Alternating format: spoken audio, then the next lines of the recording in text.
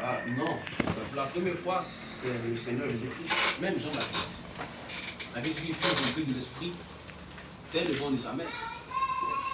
C'est ce qu'il a dit, hein? Oui. Voilà.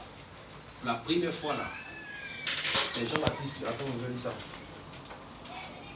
Il sera rempli de l'esprit, tel le bon de sa mère. C'est la première fois même qu'on a vu le thème rempli de l'esprit. Voilà. Oui. La première fois. Rempli de l'esprit de la Bible. C'est la première fois qu'on a vu ça. L'Ancien Testament disait l'esprit de l'Éternel vient sur Moïse. L'esprit de l'Éternel vient sur tant. L'esprit vient sur tant. Mais rempli de l'esprit là, c'est la première fois qu'on a entendu dans Jean-Baptiste. Dans Luc 1, quand l'ange a commencé à dire à son papa qu'il va avoir un fils, qui va lui nommer le nom des gens.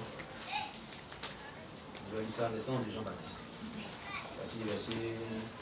Voilà, verset 60, Luc 1, verset 67. Zacharie, son père. Ah non, ça va bien dépasser. Luc 1, à partir du verset. C'est encore plus long, voilà. Verset 11. Luc 1, verset 11.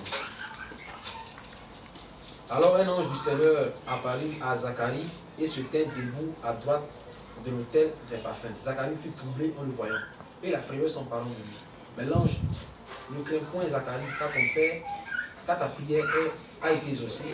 Ta femme Elisabeth t'enfantera un fils, et tu lui donneras le nom de Jean. Il sera pour toi un sujet de joie et d'allégresse. Et plusieurs se réjouiront de sa naissance. Car il sera grand témoin du Seigneur, il ne boira ni vin, ni liqueur ivrescente. Il sera rempli de l'esprit, tel le sein de sa mère. Donc rempli de l'esprit là. Première fois, je suis comme saisi Jean-Baptiste. Il faut comparer cela avec Acte des Apôtres. Tu vas voir comment je vais essayer de parler là-bas. Le jour où ils ont reçu le Saint-Esprit. Acte chapitre 2, à partir du verset 1. Le jour de la Pentecôte, ils étaient tous ensemble dans le même lieu. Tout à coup vint du ciel un bruit comme celui d'un vent impétueux.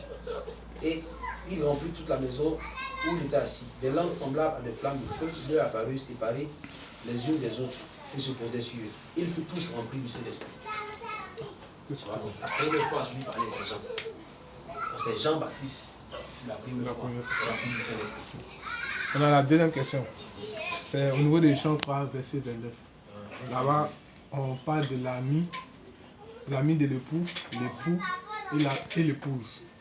Maintenant, moi, en lisant, j'ai eu une compréhension. Mais après, il y a quelque chose qui a... C'est que quoi?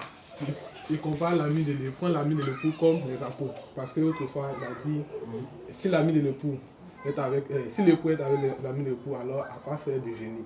Quand les pharisiens ont posé la question. Donc il a dit, il a compris directement que l'ami de l'époux, ce sont les apôtres. Les gens combien? Bon, ce qu'il vient de dire là, c'est pas dans Jean, c'est dans Matthieu. Quand les pharisiens sont venus voir... Matthieu combien? Bon, on n'est pas noté. On va sur Gênes là. Voilà. Ouais, sur Gênes. On va dire ça pour combien? Je pose la question. Attends, je vais voir ça. Alors, tu as compris que l'ami de l'époux, ce sont les apôtres. Les apôtres quoi? Oui, ce sont les apôtres en fait.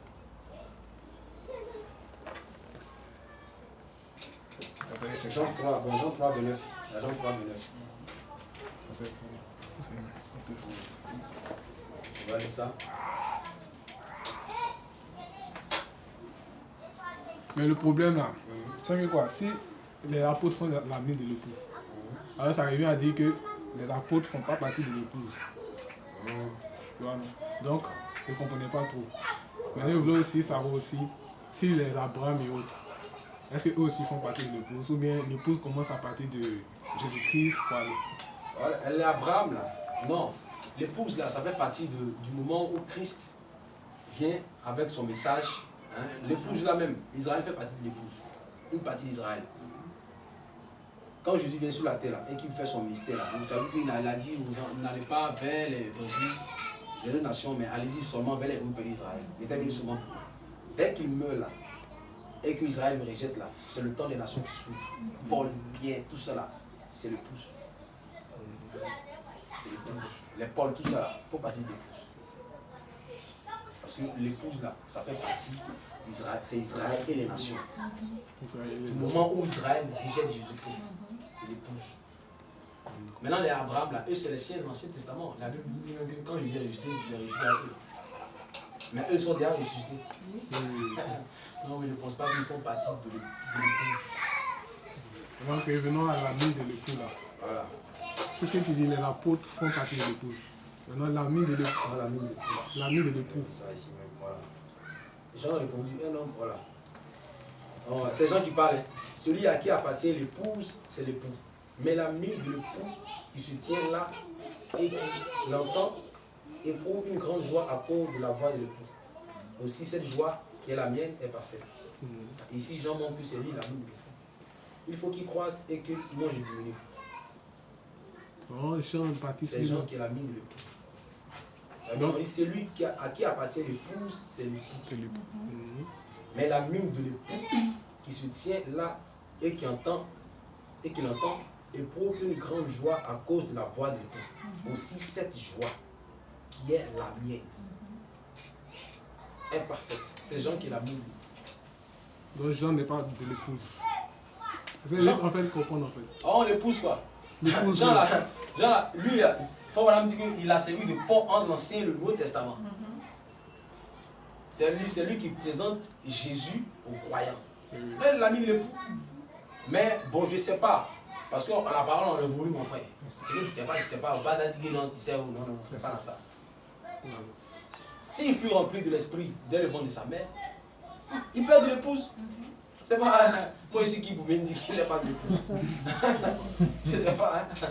Hein. Bon, parce que c'est lui le premier à être rempli du Saint-Esprit dès le ventre de sa mère. Aucun prophète ne fut comme ça. Lui-même, avant qu'il soit né, même, il est rempli de l'esprit. Avant qu'il soit né, il a déjà cet esprit en lui. Ah bon, ça, tout ça m'a expliqué ça comment on dit. T'as vu, non? C'est le mystère. Troisième question. Les promesses des 6 premiers âges. Et ça nous concerne, nous qui sommes dans l'âge là aussi. Les promesses à la fin des à la fin de chaque âge. Oui, ça nous concerne. C'est pour toutes les épouses. Parce que c'est une forme d'épouse. D'abord, à la fin de l'âge là. De là où ici on dit que celui qui vaincra, je le ferai asseoir avec moi dans mon trône. Mon trône passage sur mon trône. Mais c'est oui. Mais quand l'épouse là, c'est pas là où c'est son ventre. C'est le premier âge jusqu'à. Combien? Tout nous concerne. Tout nous concerne. Le nouveau nom aussi, ça ne nous concerne pas. Celui qui vaincra, il lui donnera un nouveau nom. On attend un nouveau nom là. Celui qui vaincra, je lui donnerai des fruits de l'arbre de vie. Celui qui vaincra, il lui donnerait une plaie de fer pour perdre de la. Tout ça là, c'est nous. C'est l'épouse. Mais il nous montre seulement qu'il y a différentes promesses, différentes positions qui va donner. C'est-à-dire qu'on est l'épouse, on est assis sur le trône, on gouverne, on a un nouveau nom, tu vois non? D'accord. Maintenant, il y a une dernière question. Ça, c'est au niveau de l'âge de l'alliance. L'âge de l'alliance. J'aimerais savoir, c'est quoi ça représente quoi et puis c'est quel enseignement on peut comprendre dedans. L'âge de quoi? L'âge de l'alliance de l'éternel. Dans l'Ancien Testament. Oh, l'âge de l'alliance. L'âge de l'alliance. Oh. Ouais, mais ça, Dieu a expliqué ça. C'est seulement ce que Dieu a montré à Moïse, le ciel qu'il a fait ça sur la terre. Le ciel, Dieu a montré à Moïse les chérubins et autres qui protégeaient le trône. Donc Dieu a dit à Moïse, représente ça sur la terre. Voilà, ce serait ta ménage, il va habiter. Dieu venait dessus comme ça, sous forme de lumière. Et puis voilà. Maintenant, quand on va plus loin, ça représente le cœur de l'homme.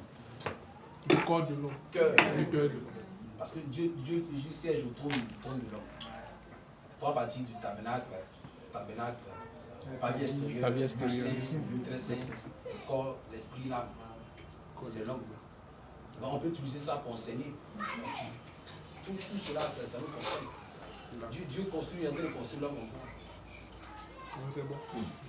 C'est pas des choses un peu complexes, tout ça là. Non, c'est un peu ça.